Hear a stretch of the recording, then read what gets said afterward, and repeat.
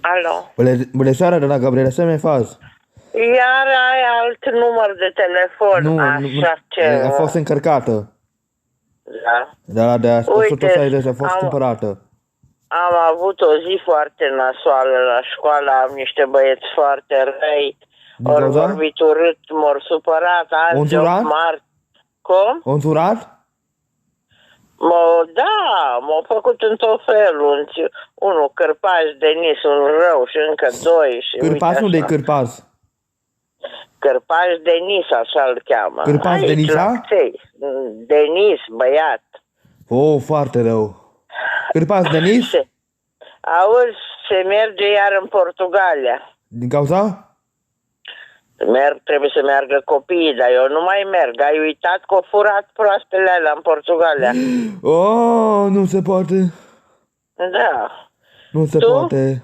Tu ce faci? Ai sărbătorit femeile? Da, nu se poate că vreau furat pălăsile, ai. Păi, Daniela, Adelina și cu Maria, ai uitat? Nu se pot.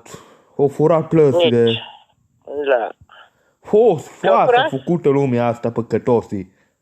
Dar o furat plăsile, da, nu-mi place. Nu mai știu. Na bine, Petre, hai că vreau, nici nu știu, am un film Dar la Gabriela îi bătaie de jocul o furat plăsile din magazine. Da, acolo, în magazin, vezi că ții minte. O furat, dar o să... Când cheamă poliția la 112. Da. Păi? Na bine, hai Petre că te las. La Sfânta Maria ai vorbit azi? Azi nu. Nu? Dar cu Diana ești tu prieten, nu? Păi? Cu Diana sărac ești tu prieten? Da, măcar nu vine la pesca. Păi ce să facă la pesca?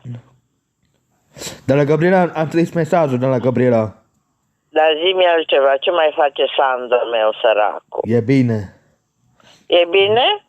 E bine, dar joacă cu câinele, prinde cu câinele. Cu pupii ăla a fost muscat. Aoleu, l-a muscat câinele pe Sandu? Nu, pe mine l-a muscat pe mine, da. Că a fost agresiv. În zilele trecute, da. A fost rău. A fost, în prima zi a fost miercuri. Exact a fost miercuri l-a muscat. Gabi? Da, Nicoleta te mai sună? Câteodată nu, câteodată da. Da. Apoi ocupată și ea, nu? Da. Da. Na bine, transmite, spune lui Sandu că îl pup și pe el, bine? Da. Bine, fetele au furat plasa din Portugalia? Dă-le dracului, nu mai mi-aminti și acum au pus-o pe Adelina iar. Nu se poate așa ceva. Adelina e de vină să fure plasa în magazine. Cu Maria și cu Daniela, toate trei. Maria și Daniela și... Da, le-au terminat școala, nu mai sunt la noi la școală. Din cauza? Păi au terminat, Adelina e acum între a 8-a, dar le-au terminat a 8-a și s-au mutat la altă școală. Bine, Sfânta Maria? Hai.